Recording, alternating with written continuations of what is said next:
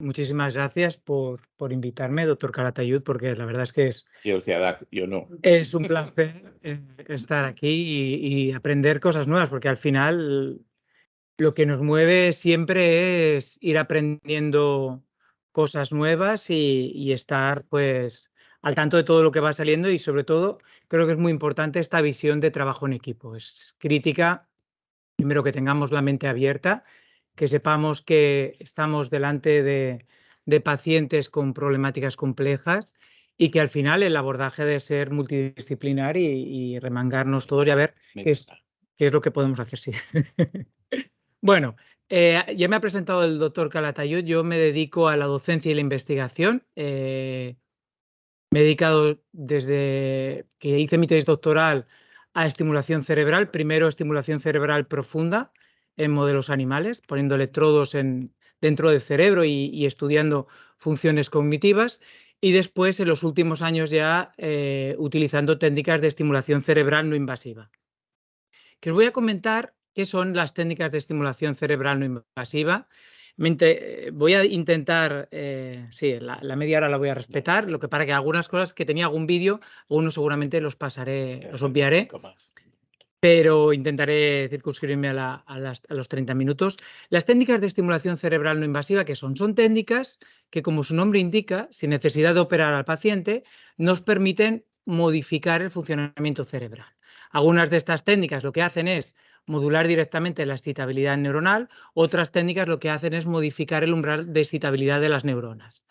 Aquí os he puesto las tres principales, luego hay un montón, que son, por un lado, la estimulación o las técnicas de estimulación eléctrica, que aquí en función del tipo de corriente que se utilice, el tipo de electrodo varía un montón, desde estimulación eléctrica por corriente directa, corriente alterna. La más convencional sería la que utilizamos dos electrodos, un ánodo y un cátodo, y lo que hacemos es sacar los electrones de una región para pasarlos a otra. Con lo cual, en la región que saca los electrones, lo que estás haciendo es disminuir el umbral de excitabilidad de las neuronas, y donde llevas los electrones, pues estás aumentando ese umbral de excitabilidad. Pero claro, hay unos electrones que van pasando por el tejido y esto, pues el efecto a mí no me gusta de cara a la investigación, sobre todo, que es uno de los terrenos que me dedico, porque no tenemos un efecto neto. Y en los últimos años, dentro de lo que son las técnicas de estimulación eléctrica, han salido técnicas un poquito más específicas, más focales, como las de alta definición, donde puedes utilizar solamente un electrodo, un ánodo y un cátodo, y luego un conjunto de electrodos de retorno. Y aquí ya sí que te permite, que creo que aquí tengo una imagen, pues focalizarte en una región concreta. Por ejemplo, esto es un montaje que hicimos un experimento para aumentar la excitabilidad de la corteza prefrontal dorsolateral derecha, que sería en este caso la correspondencia con F4 en un sistema de electroencefalografía.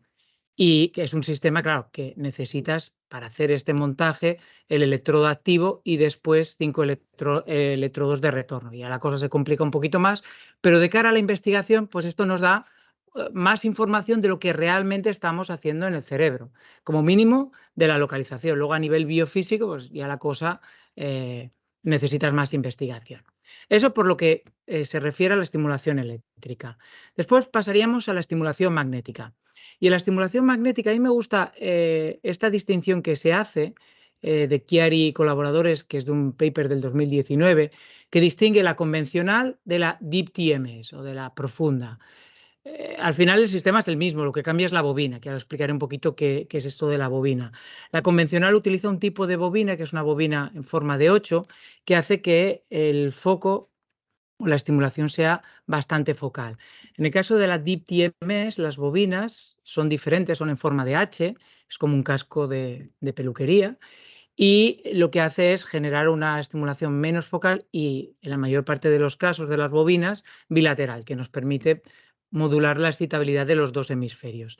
Al final, con la estimulación magnética, ¿en qué consiste? Pues es un sistema que genera un pulso eléctrico muy fuerte, que lo que hace es vibrar unos hilos de cobre, y al vibrar generas un campo magnético. Si nosotros ese campo magnético lo dirigimos a un conductor, que en este caso es el encéfalo, lo que haces es, por inducción electromagnética, modificar su nivel de excitabilidad, o bien aumentando la excitabilidad o bien disminuyéndola. Claro, el uso del magnetismo en medicina no es nuevo. Aquí os he puesto algunas imágenes de cosas que se han hecho desde Messner por ejemplo, los macroimanes que se han intentado o que se han intentado utilizar para la estimulación cerebral, pero hoy en día las técnicas pues son, a ver, voy a poner un vídeo, a ver.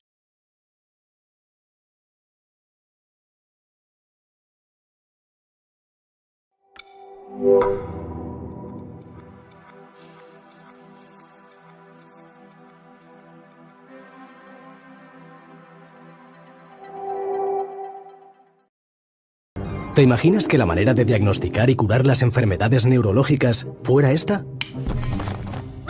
Existe otra manera, la estimulación magnética transcraneal, también conocida como TMS, que permite la inducción de una corriente eléctrica en el cerebro de forma segura y no invasiva. El padre de la TMS no fue un escultor, fue el físico y químico británico Michael Faraday. En 1831 descubrió que mediante un pulso de corriente fluyendo a través de una bobina de hilo conductor se genera un campo magnético que induce a su vez una corriente eléctrica en cualquier conductor cercano.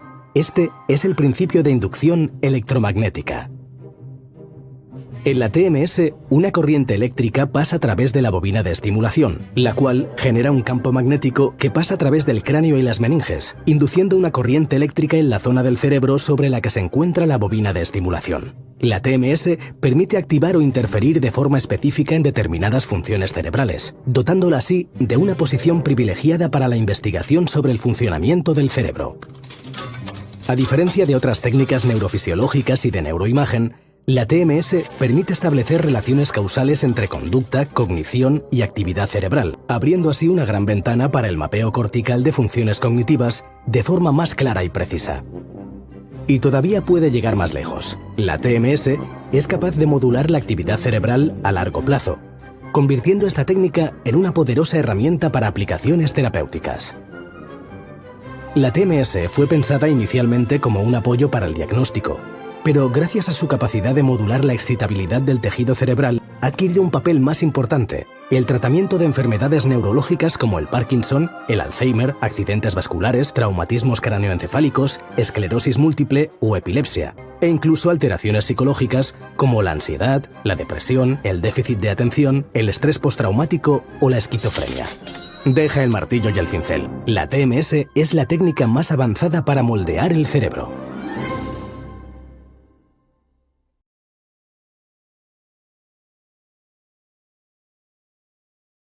Bueno, aparte del vídeo, que es un vídeo que tiene sí su parte de humor, la estimulación magnética transcraneal, cuando la aplicas un único pulso, lo que haces es activar o inactivar un grupito de neuronas. Pero cuando lo administras con una frecuencia determinada, lo que podemos hacer es que ese efecto pues, se mantenga en el tejido durante un tiempo, aproximadamente, dependiendo del tipo de frecuencia, pues unos 20 minutos aproximadamente. Con la frecuencia lo habitual es utilizar estimulación magnética transcraneal administrada con trenes, que es lo que llamamos de forma repetitiva, que aquí, pues cuando lo administras con frecuencias bajas, de 1 Hz o menos de 1 Hz, el efecto es inhibir la excitabilidad neuronal, y cuando son frecuencias superiores a 1 Hz, lo que estará haciendo es aumentar la excitabilidad.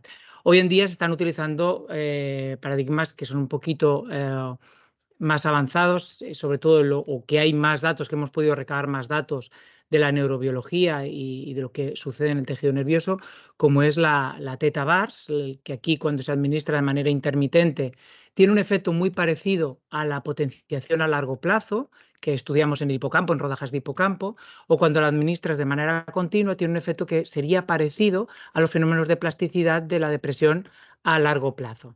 Y en este sentido ya hay muchos estudios detrás de todo esto para ver qué es lo que sucede con este tipo de frecuencias. Sabemos que con la TBS lo que haces es modificar la conductividad de iones como el calcio, que esto pues hace que se acumulen y se faciliten pues la respuesta a largo plazo desde un punto de vista neuronal, y al final generar efectos en la plasticidad cerebral que serían parecidos a los que estudiamos cuando analizamos el funcionamiento hipocampal en modelos experimentales. Sí que es cierto que también no es solo todo lo que le reluce, sino que hay una variabilidad interindividual muy grande de respuesta a la estimulación magnética. Y eso siempre es importante tenerlo presente.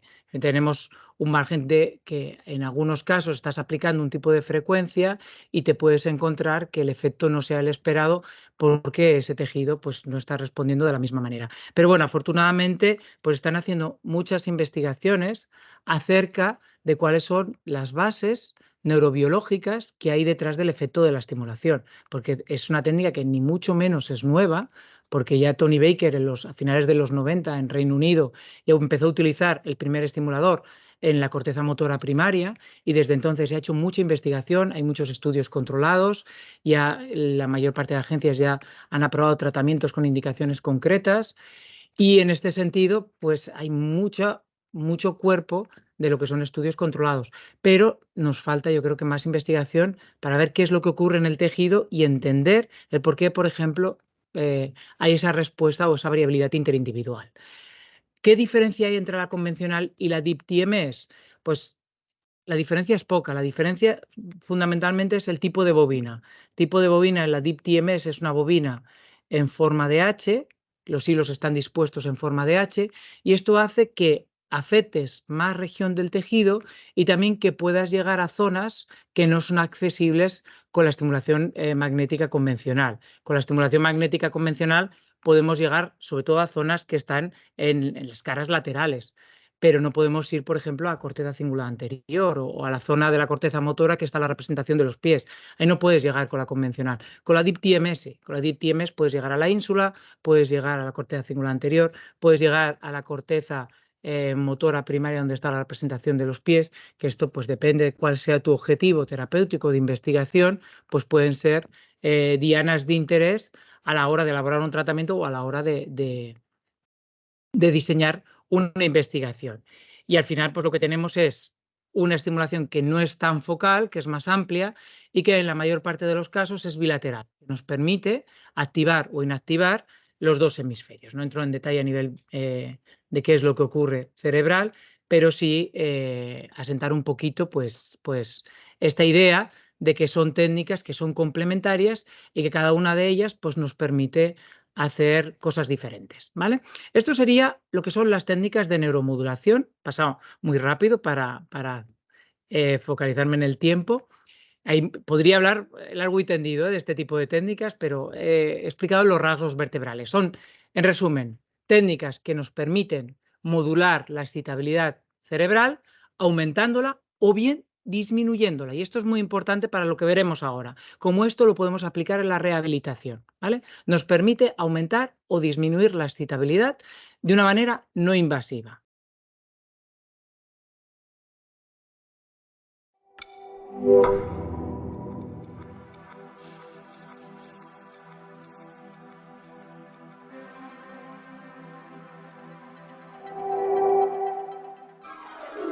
Un principio fundamental de la neurorehabilitación cognitiva es la capacidad del cerebro para recuperarse de un daño. Cada vez que se produce uno, es como si se produjera un atasco en la red neuronal. La estimulación magnética transcraneal ayuda al cerebro a reorganizar las redes neuronales afectadas. Esto ocurre gracias a su capacidad para inducir cambios en la excitabilidad cortical, potenciando la capacidad plástica del sistema nervioso. Ya sea en daños sobrevenidos o degenerativos, los efectos de la TMS se mantienen más allá del propio tratamiento, de manera que sus beneficios pueden mantenerse durante horas e incluso días. Por eso, su uso terapéutico ha aumentado exponencialmente estos últimos años. Y si con la rehabilitación cognitiva activamos los circuitos implicados en una determinada función, los beneficios de la TMS podrían ser todavía más notables. Combinar ambas intervenciones significa potenciar la recuperación del déficit y reducir el tiempo de tratamiento, mucho más que si trabajan por separado. En un estado normal, los hemisferios cerebrales se encuentran en un equilibrio dinámico. Eso es debido a las acciones excitatorias e inhibitorias recíprocas llevadas a cabo por las redes transcallosas. Tras una lesión cerebral, este equilibrio se rompe. El hemisferio dañado deja de cumplir su función y el hemisferio sano actúa en demasía, lo que rompe aún más el equilibrio.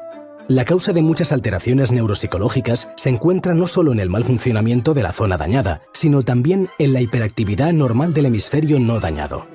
Para ayudar al cerebro a volver a su equilibrio, la TMS consigue, mediante una estimulación de baja frecuencia, la reducción de la hiperactividad del hemisferio no dañado, y mediante una estimulación de alta frecuencia, posibilita la recuperación de la actividad de la zona dañada. La TMS ha mostrado un gran potencial en la rehabilitación de las alteraciones motoras, en accidentes cerebrovasculares y traumatismos craneoencefálicos, estimulando la corteza motora primaria. La TMS también resulta eficaz en la mejora de la sintomatología de la heminegligencia. La actuación más eficaz es la aplicación de TMS de baja frecuencia sobre la corteza parietal posterior del hemisferio no dañado, reduciendo así la hiperactivación patológica. Y según diferentes estudios, la mejora puede mantenerse hasta 6 semanas después de haber finalizado el tratamiento. Para la rehabilitación de las alteraciones del lenguaje, hace falta disminuir la activación del hemisferio sano. Para ello, se estimula la zona homóloga del área crítica de la producción del lenguaje con un protocolo inhibitorio. En el caso del Parkinson, la intervención con TMS se ha centrado en el tratamiento de la sintomatología motora, la cual mejora con una estimulación de alta frecuencia aplicada a la corteza motora primaria de ambos hemisferios. En cuanto al Alzheimer, el área cerebral más estudiada es la corteza prefrontal dorsolateral de ambos hemisferios, que suele ser estimulada a alta frecuencia para potenciar su activación. Mediante la TMS se ha conseguido mejorar la velocidad de procesamiento de la información, la memoria y algunas de las denominadas funciones ejecutivas. En la actualidad, todavía no se puede evitar la aparición de enfermedades neurodegenerativas, pero la comunidad científica jamás tirará la toalla. La TMS es una herramienta prometedora en la neurorehabilitación y cada vez son más las evidencias que indican que esta técnica puede promover la neuroplasticidad en nuestro cerebro dañado. Además, combinado con la rehabilitación cognitiva convencional, su uso se convierte en una de las grandes oportunidades para la mejora de alteraciones cognitivas en pacientes con lesiones cerebrales. Los resultados obtenidos hasta la fecha sobre la capacidad terapéutica de la TMS son prometedores, pero todavía queda mucho camino por recorrer.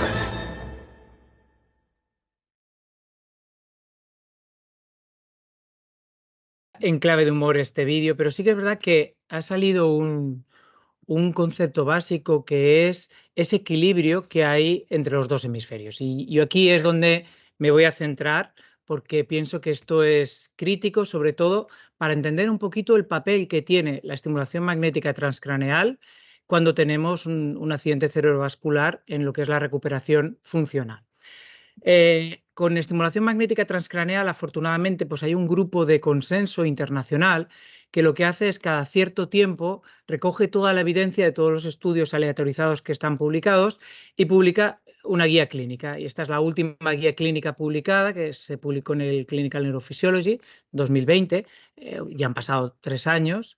Ya están trabajando en la nueva guía, pero nos da una orientación de cuáles son los datos basados en la evidencia científica. Luego es verdad que, como he dicho antes, hay mucha variabilidad interindividual y luego cada paciente, pues al final lo tenemos que tratar no dentro de la estadística, sino teniendo en cuenta todas las características de dicho paciente. Y en esa guía clínica lo que tenemos pues es un resumen de las diferentes indicaciones y el nivel de eficacia. Y voy a centrar he elegido algunas de ellas, qué es lo que sucede cuando tenemos un accidente cerebrovascular, tenemos una afectación motora, por ejemplo, que nos impide el movimiento de la mano. En este sentido, depende el momento en el cual tengamos el paciente delante. Si es un estado posagudo, la estimulación magnética transcraneal tiene un nivel de eficacia muy alto. Aquí tiene el nivel de eficacia definitiva, nivel A. Si ya pasamos a un estado crónico, ya baja al nivel C. Pero aquí es importante, por tanto, saber que es una técnica que va a tener utilidad cuando el paciente esté en ese estado posagudo. ¿En qué se basa? Pues se basa en lo siguiente. Nosotros tenemos que, por ejemplo, cuando hay una pérdida de la función motora, si nosotros hemos tenido una lesión en uno de los hemisferios, lo que ocurre es que hay una disminución de la excitabilidad y esta disminución de la excitabilidad se puede explicar fundamentalmente por un aumento de la excitabilidad en el hemisferio contralateral, por esa inhibición a través del cuerpo calloso. Y esto al final, pues por esas vías corticoespinales hay una disminución de la transmisión corticoespinal y por tanto una reducción de la función motora. ¿Qué podemos hacer con la estimulación magnética transcraneal, que de hecho es el protocolo que ha mostrado mayor nivel de efectividad? Pues inhibir con frecuencias que sean de 1 hercio o más bajos de 1 hercio, inhibir la zona homóloga del hemisferio contralateral, porque así, si nosotros aumentamos la excitabilidad de esta región, lo que vamos a hacer es disminuir esa inhibición del hemisferio contrario y, por tanto, aumentar la excitabilidad de la zona perilesional y probablemente, pues si funciona, tengamos un aumento de la transmisión corticoespinal. Y en eso se basa, en ese balance que comentaba anteriormente. Al final es y lo que has comentado antes, Jesús, me ha gustado porque al final los dos hemisferios están en una comunicación integral y el cuerpo calloso tiene un papel crítico aquí. ¿Qué pasa en las afasias? Vamos a ver en el caso del lenguaje, qué es lo que sucede en el caso del lenguaje. Nosotros tenemos, por ejemplo, aquí una lesión en el hemisferio izquierdo, las áreas críticas del lenguaje. Me gusta mucho lo que decías antes de Broca no existe, es que al final es verdad que con el lenguaje, sobre todo cuando nosotros hemos hecho estudios con estimulación magnética transcraneal y ves que las áreas del lenguaje, pues bueno, la zona perisilviana anterior.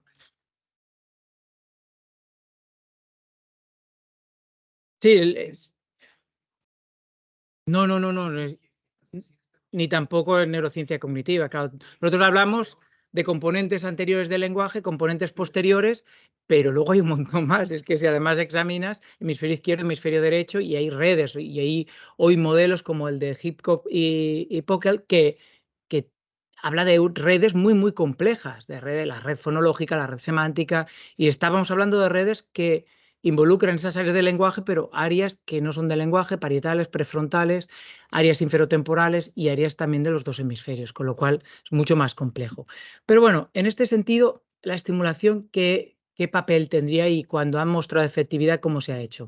Lo que ocurre es que hay un aumento de la actividad de la zona homóloga del lenguaje del hemisferio contralateral, porque hay una disminución de esa inhibición trascallosa. Claro, tenemos una lesión aquí, por tanto, se inhibe esa o se disminuye esa inhibición trascallosa del hemisferio izquierdo hacia el hemisferio derecho y al final lo que conseguimos es un aumento de la actividad, un aumento de la excitabilidad en el hemisferio contralateral y ese aumento de la excitabilidad en el hemisferio contralateral lo que produce es una inhibición del área perilesional o de la actividad de la zona o de las neuronas que están rodeando a la lesión. Por tanto, este desequilibrio, otra vez hemisférico, que es de hecho lo que es crítico para entender el efecto de la estimulación.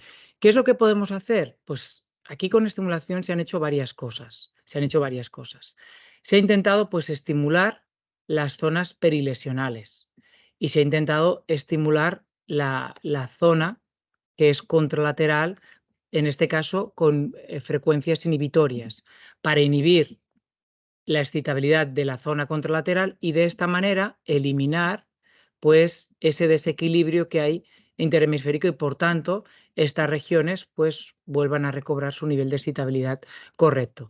Y en este sentido el protocolo que ha mostrado más efectividad es cuando inhibes las zonas homólogas del hemisferio contralateral, que es lo mismo que ocurría con la alteración, cuando hay una alteración en la corteza motora primaria, y de hecho es lo mismo que ocurre en el NEGLECT, en mi negligencia sensorial, que aquí también nosotros tenemos una lesión en la corteza parietal del hemisferio derecho y esa lesión de la corteza parietal del hemisferio derecho, que ojo, porque no es en todos los pacientes, acaso no se ha dado en el hemisferio izquierdo, pero tenemos el volumen más grande, pues tenemos la lesión en el hemisferio derecho. Pues, ¿qué es lo que ocurre? Que disminuye la excitabilidad o sea, que aumenta la excitabilidad en la zona contralateral y disminuye la excitabilidad en la zona perilesional. Por tanto, aquí tenemos tres opciones. Una sería inhibir, reducir la excitabilidad de la zona contralateral del hemisferio contralateral, de la zona parietal del hemisferio contralateral, aumentar la excitabilidad de la zona perilesional o llevar a cabo una estimulación combinada, que de hecho pues hay algunos trabajos actuales que se han centrado en esto, en combinar las dos terapéuticas. De hecho, en la guía clínica que tenemos publicada, donde se manifiesta que hay más efectividad, es cuando inhibes el hemisferio contralateral. Pero al final tenemos siempre la misma idea y es ese equilibrio entre los dos hemisferios. Un equilibrio que se ha roto por la lesión y ese equilibrio que con la estimulación magnética transcraneal podemos ayudar a restaurar, ¿vale? Esto sería quizá un poquito más específico. Pero ¿qué ocurre? Otra línea sería, me quedan 5 minutitos y voy a intentar ir al grano. Otra línea sería que vemos que cuando hay un traumatismo craneoencefálico o un accidente cerebrovascular, una de las funciones que se ven perjudicadas, a mí no me gusta hablar de funciones ejecutivas. Yo vengo de la neurociencia cognitiva, me gusta más otro término que es cognitive control, control cognitivo, porque creo que es más amplio que funciones ejecutivas, pero al final, ¿qué estamos tocando? Estamos tocando memoria de trabajo, toma de decisiones, razonamiento, control inhibitorio, todas estas funciones que a mí me gusta más llamarlas control cognitivo. ¿Y qué sabemos? Pues que la corteza prefrontal dorsolateral es crítica para el control cognitivo, es crítica. La corteza prefrontal dorsolateral presenta conectividad con un montón de circuitos que van en la zona más anterior, que están vinculados con toda la parte de control psicomotor a nivel cognitivo, obviamente. También la regulación emocional por toda la conectividad que hay con la amígdala, con la ínsula, también neurovegetativa a nivel hipotalámico y también la conectividad que hay a nivel de la formación hipocampal y, por tanto, pues el papel que hay en la consolidación de la memoria semántica episódica y espacial, que depende fundamentalmente de la corteza de la formación hipocampal, pero que la corteza prefrontal dorsolateral pues ayuda a la recuperación de la información. Y si hay un funcionamiento anómalo de la corteza prefrontal dorsolateral, podemos ver afectadas muchas de estas funciones. Nosotros en el laboratorio nos hemos centrado mucho en esta idea y hemos trabajado mucho en aumentar la excitabilidad de diferentes regiones de la corteza prefrontal dorsolateral, porque es muy grande, de hecho, y nos interesa. También hemos trabajado en la corteza prefrontal ventrolateral para ver, en este caso, cómo podíamos aumentar diferentes funciones de control cognitivo en personas sanas y en personas con lesión cerebral. Y aquí pues hemos visto pues que depende de la zona, pues las funciones que pueden verse mejorar, y aquí hemos también tirado mucho de la neuropsicología, y trabajar con neuropsicólogos pues nos aporta mucho porque son los expertos en las pruebas de las baterías que muchas veces a nosotros se nos escapan y que nos ayudan a valorar pues todas esas funciones. Y vemos que efectivamente que aumentando la excitabilidad de la corteza prefrontal dorsolateral, pues podemos mejorar muchas de estas funciones, y esto pues se tiene que tener también dentro de las herramientas terapéuticas que se disponen cuando tenemos un paciente con daño cerebral. Nosotros también, y me queda un minutito, aprovecho este minutito, hemos combinado este tipo de técnicas con el entrenamiento en videojuegos, porque de hecho nos ha interesado mucho, y esto fue una tesis doctoral que dirigí, que ya está defendida y en el 2020, en relación a datos que se han recabado fundamentalmente en un grupo de Suiza, en el grupo de la doctora Bavalier, que se había visto que el uso de videojuegos mejoraban diferentes funciones cognitivas y que incluso podía ser una herramienta terapéutica en el daño cerebral adquirido.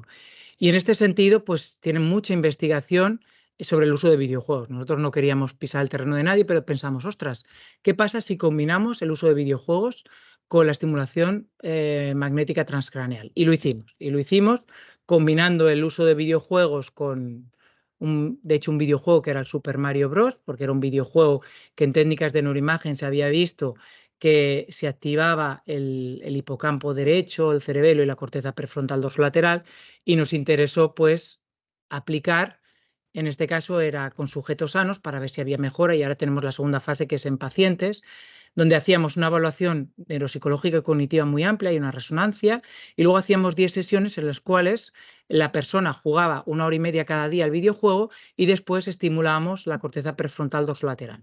Y luego hacíamos una valoración a la semana siguiente y a las 2 semanas, y vemos que efectivamente el efecto era sinérgico, es decir, por separado el entrenamiento con videojuegos pues ayudaba a determinadas funciones cognitivas, a la mejora, que es lo que es una transferencia lejana de esas funciones cognitivas no entrenadas con el videojuego de manera directa. La estimulación por su parte también, pero si combinabas los dos, el efecto era superior a la suma separada de las dos técnicas. Y con lo cual esto pues también abre las puertas a lo que es el, el- el enfoque terapéutico. Y al final, claro, un paciente tiene una casuística determinada, hay una variabilidad de su respuesta y después hay un montón de variables que intervienen. Tú hablabas de calidad de vida, me gusta mucho eso de calidad de vida, porque aquí os pongo unas imágenes que son del Barcelona Brain Gen Initiative, que es una iniciativa que se originó desde la Universidad de Harvard, la Goodman, también nosotros participamos en esa iniciativa, desde la universidad para identificar cuáles eran las variables que nos van a llevar a un buen envejecimiento cerebral.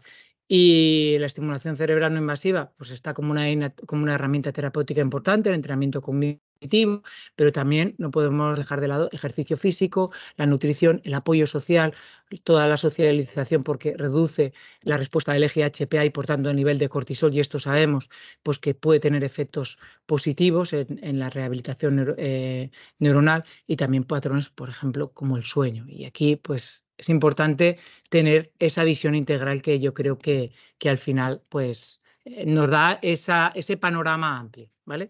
Y bueno, lo he conseguido, ¿eh?